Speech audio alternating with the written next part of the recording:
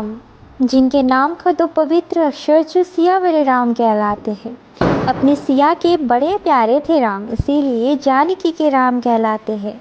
मर्यादा पुरुषोत्तम भी कहलाते हैं, जो पुत्र धर्म का पालन करते हुए 14 वर्ष के लिए वनवास चले जाते हैं। किया धर्म पालन भाई होने का, उनको कभी नहीं हुआ घमंड अयोध्या के राजा होने का।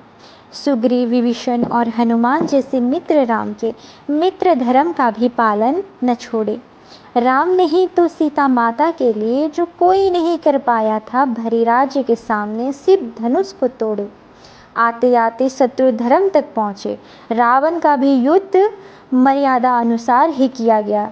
युद्ध खत्म कर 14 साल बाद वापस लौटे जब राम सिया, तो उसी दिन को ही राम सिया आगमन को ही दीपावली कहा गया। तो सभी को हैप्पी दीपावली।